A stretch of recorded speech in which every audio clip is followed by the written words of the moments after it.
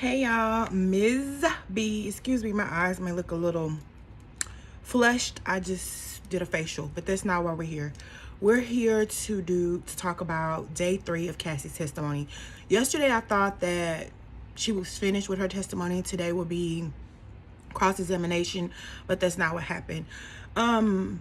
Before I get into that, a lot of people have been coming up, even myself, like listening to the testimony, listen to what Cassie says, listen to what the government, the prosecutors have been presenting. It was like, how is this RICO? How is this RICO? And then I read an article and how the prosecution is tightly mingling everything is when they asked Cassie, what city were you in? When did you do this? Where were you at? Who paid for this? Who put you in this hotel room? Well, how did you get there? How did you get here? Who flew who out? It'll be security, it'll be staff, it'll be assistants. Who paid who did this? I think that's how they're making this. This is his company, and this is an entire organization of nothing but illegal work and a lot of vile things. So I want to do that. Me and my friend, hi friend, I know you're watching. We're talking about that today after work. Like, how is this RICO? And then I gave some examples, like I just said, like the different places that the sex workers would be, the different hotels, flying them out, him using his own travel agency, him paying off, like this is a whole enterprise, his company. Remember, Cassie sued his company directly when she did her lawsuit. So let's get into the things that we learned today. I want to say it's a lot of people out here recapping, talking about it, reading different articles where I directly got all my information from, and I'm going to go bullet by bullet, probably not it's not going to be in order, is Armand Wiggins. He did a great job of breaking everything down. Like, what this girl went through is insane. And a lot of people was also, it's frustrating. It's like people were like, why she stay? Why she didn't leave? She gave multiple examples of her trying to leave, and he would come find her. One example she gave was she was at Prince, yes, the legendary Prince, Purple Rain Prince party, one of her friends, and she didn't ask for permission. She just went there and he showed up and she ran. So I want to say Armand Wiggins did a great job. I watched a little bit of Tisa Tales. When she came out after the lunch break, she was in tears. Like, after Cassie's testimony, she was crying. She was in tears. But she was doing a lot with her umbrella in the rain in New York, and I just went to Armand. Anyway, Armand said Diddy seemed very frustrated. They pulled up a lot of text messages, conversations between them, a lot of pictures, a lot of photographs. They showed where, a picture of where Diddy kicked her, and like she turned around to walk away from him after they were supposed to have this closure meeting of, I guess not messing with each other anymore. And he kicked her in the back so hard. They showed pictures of her back being blue. They said that one of the jurors was like in shock, and the jury is supposed to stay real focused and not like make any type of sudden movement. He said also Diddy would fly back in his seat. At one point, one of the sons looked at each other because there was an incident where he had beat her up so bad. She was at his house, and he was like, no, you can't stay here. You have to go to a hotel. And she was like, I don't want to stay here. He was like, my kids can't see you like this. So he would lock her up into hotels for weeks and weeks on end to heal from gashes and bruises and all this beating up. He also mentioned that she texted him, I guess these are text messages that were shown in court, that she had sores in her mouth. Like, she was, I guess, supposed to like go to the studio and it was the same studio that was mentioned in Lil Rod's lawsuit, that she was supposed to do a song or whatever, and she was like, I'm trying to, but I have sores in my mouth. He was like, what do you mean? Him mean Diddy. And Cassie was like, too many freak offs, too much in my mouth, too much oral, I have all these sores. And she was saying how she had UTIs and how it would burn and how it would hurt for her to have intercourse, and she kept telling him how she wanted to stop, and he didn't want to stop. He didn't want to stop when she started dating Kid Cudi, which I guess that's we know that's the arson piece. They call him by his government name, which I forgot. She was dating him. He found out while they were in the middle of a freak off by going through her phone, and he came at her with a wine bottle opener, like trying to poke her out. And she was able to get away. It was how Armand Wiggins made it seem was like each time that she can break away from a freak off, she would run away. He would beat her so, he would beat her so bad. One time he stomped her in the back of an SUV with his foot in her face, and then she would have to go out on red carpet. She would have to go, at one particular time she had to go to the OVO Fest, and I remember her going through that green bob wig phase. Basically, anytime you would see Cassie with like a swoop in her face or swoop in her eye, that was her covering up gashes in her head or a black eye, or she was saying how she had to apply a lot of makeup. Another thing, when she went to the Perfect Match premiere with him standing next to her, if you Google Cassie gold dress from the Perfect Match, the movie she did with Terrence J, sorry, not Terrence Howard, Terrence J, they aimed at like looking at her shoulder. She had like a big knot on her shoulder. They showed that in court as well. He also, would scream, yell, chase her, run after her. One time she tried to run, he chased her, she fell in the bushes. It's a lot, and this is a very hard, triggering topic and subject, and a lot of people are like, oh, she was there for the money. Would you want to be beat up and sexed out and have sores in your mouth for 11 years? Like, he met her when she was 19, he groomed her, and all basically dude just treated her like a rag doll. Also, before they got to the 2018 episode, which is Grape, her husband had to leave. Armand Wiggins said while her husband was in the courtroom, he kept his eye stayed on Diddy. If you didn't, I remember this a while back. Diddy, he wanted Diddy. He was like, what you did to her, I want to beat your butt, basically. And before the 2018 incident was brought up and her discussing it, her husband was asked to be removed from the courtroom. And why is because the 2018 was when she started dating her husband, which was the trainer at the time. And Diddy was like, he wanted to talk because he felt like he wanted his money back because he paid for the trainer. And they went out to dinner. She said everything seemed fine. It seemed like some closure. He followed her back to her apartment and basically arred her in the middle of her living room floor. And he released himself in her and just left her there. He also talks about when she tried to go visit her. She just saying she wanted to go see her mom. She kept things from her parents. But she did tell her mom one incident about how, he was abusing her, and that wasn't even the truth. And then her mom also saw a blind item about her being stomped and kicked in the face. That's the incident in the back of the SUV. I guess somebody had recorded it and placed a blind item out there about them. And to cover him up and protect Diddy, she said it wasn't true. A lot of times the prosecution would do a great detail, seems more than they've been doing. But I see now they're putting pieces together. When I was talking to my friend earlier, we were also talking about, I was like, you know what, this is my first time really watching a federal trial. I think most big trials we've watched, there have been state level trials or whatever.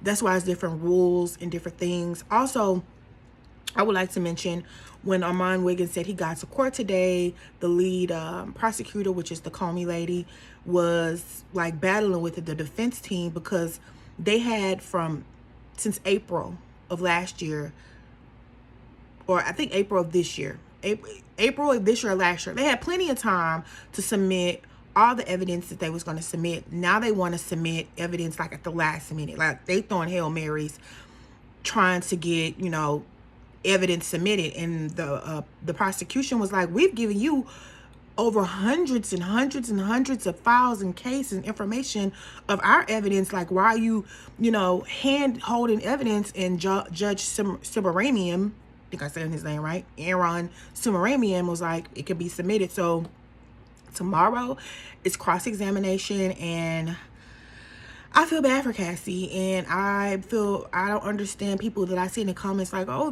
why she didn't leave. So many times she tried to leave. Yes, she did go back, and yes, she did try to fight back. But I mean, have you ever heard of Stockholm Syndrome?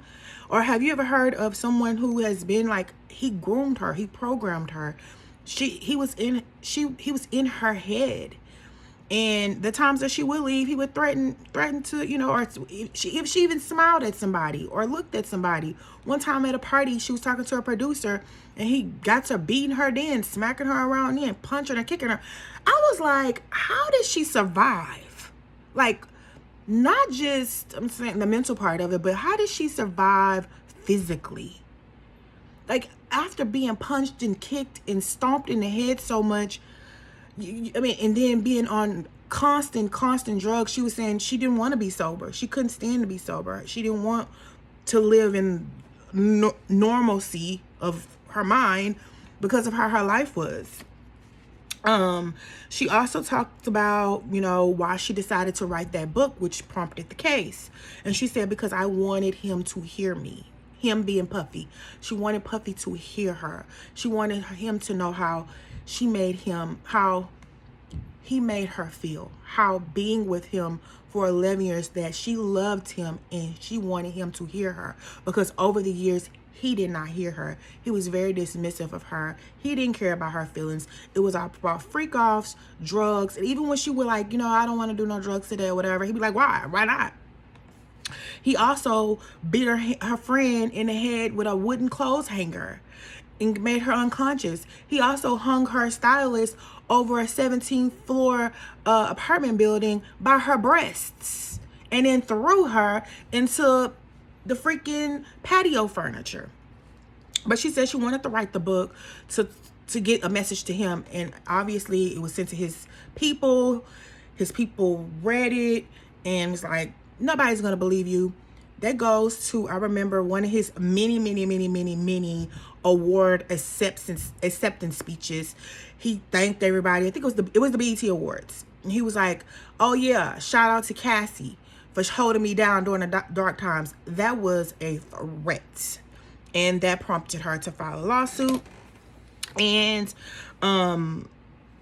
when I guess he saw that she wasn't playing, he settled overnight within 24 hours between his company and himself personally, his personal funds, and between his companies. Remember, she was an employee. Everybody said his lawyer, the one who came out and said, his civil lawyer at the time, oh, she settled for 31 million. No, she confirmed it. It was 20 million. And they asked her, like, you've gotten your money, you've gotten, you went through all this stuff. Why are you here testifying? Why are you here as a witness? And she said, I'm on the witness stand because I'm tired of the shame and the guilt. And I want him to know that people aren't disposable. And she also stated that she had a very serious opioid addiction up until 2023, which is the year she filed her lawsuit, and went to addiction clinic and went to seek out trauma because she wanted to unalive herself. She told her husband that her and her 2 kids, now she's having 3, her and her 2 kids would be better off without her because she would have dizzy spells, she would faint, she would sleepwalk, she would go in and out of consciousness. It's a story that she had like this bar fight or something. I was about to fight some girl in a bar years ago, but that was a part of the trauma of her, like of the drugs and the kicking in the head and all the things. And yeah, she wanted to unalive herself by walking into incoming traffic. And so she got off, she went to rehab, she got off of all the opioids in 2023. And I mean, anybody who keeps saying, why didn't she leave? Oh, it was just a money grab. She didn't have to testify. It's a lot of celebrities mentioned in this case who did like, who are either using pseudonyms, who did sworn statements already, who didn't know who they are. The prosecution know who they are, but we would never know who they are. This girl went through a lot. And everybody could say, oh, when we see her on the carpet, she looked all glammed up. And I'm also noticing a lot of bias in the media. For example, I have never seen TMZ post as many Diddy and Cassie videos on my Instagram as I've been seeing lately. Oh, they were in Mexico in 2017 and she was smiling. Or they were here and they looked happy. That doesn't mean anything. She said she kept trying to protect him because she loved him. And she didn't want to ruin him and ruin his career. So I'm trying to understand, what is the angle, TMZ? Like, why are y'all posting this? You could tell TMZ is very biased. It was also noted, I think Tisa Tells said that Diddy's PR team was eating breakfast in the courtroom with the Breakfast Club and TMZ and some other media outlets. Do that as you may. That's why I go to like people who are like boots on the ground YouTubers, like Amon Wiggins. He's not major media press, but I mean he probably will be after this, because tonight on his live he had like over 23,000 people watching his live, because he was giving blow by blow. And if you want to go watch it and get everything detail by detail, but imagine having so much sex in your mouth where you have sores. Imagine you have so much sex and getting infections that antibiotics don't even work anymore. Like, she sent him one message, she was like, go to the hospital. Or like one time in one of her many stays at the hotel, because she had to recover from all the beatings and the freak offs and the beatings and the freak offs and the beatings, and her body was just breaking down. One time she came into the hotel, like after telling him she was gonna leave or whatever, and somebody had trashed the hotel that she was staying in. Somebody had urinated all over, like did a number 2 in the toilet and left it there, did horrific things to this girl. And I be thinking in the back of my head, she was coming out with a book. This is just my own thoughts. She was coming out with a book. They say allegedly Kim Porter was coming out of a book. We see Kim Porter's no longer with us. I mean, her kids are in the room listening to all this. I mean, I'm sure they're not dumb. They're probably thinking like, huh, my daddy did this all to Cassie. What about my mama? What did she do to my mama that we don't know about, that he hid? Like he said, he used to hide her in hotel rooms because my kids can't see you. Have security employee sneak her out the back door. Her assistants read emails between her and Kid Cudi. Employee abuse.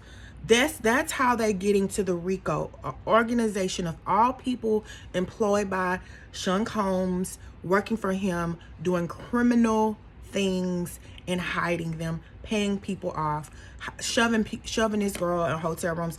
And this is just her.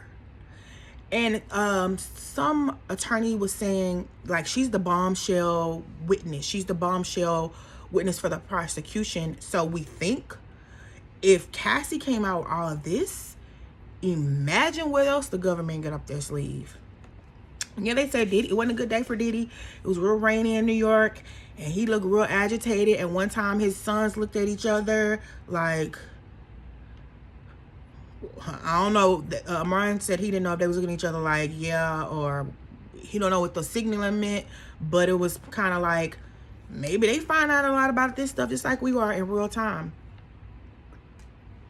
Anyway, y'all, I suggest y'all go watch Amon Wiggins' YouTube channel. He does a very good breakdown. He's boots on the ground. He's giving all information, all the blow, blah, blah. And I want to make sure that I have all my notes that I wanted to say. Yeah, I think that's it. Yeah, she wanted to walk in incoming traffic with 2 babies because she didn't want to be here anymore. Sleepwalking. Addicted to opioids. She said constantly she would take Percocet, Vicodin, Xanax, everything to numb herself, not to feel anything. And this is most of this girl's life. She met him at 19. They started fooling around at 22, which probably was earlier than that. I mean, they saying 22, but... And now she's 30, what, 37, 38? So this is her entire life of torture and sex. It's crazy.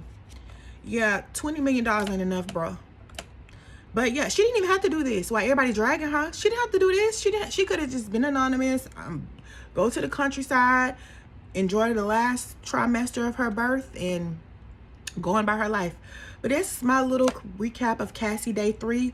We'll see what's up next tomorrow when they cross-examine her and they hiding evidence that they don't want her to see. And then Diddy's team was like, they don't want none of the witnesses to talk to their attorney. I'm like, I've never heard of this.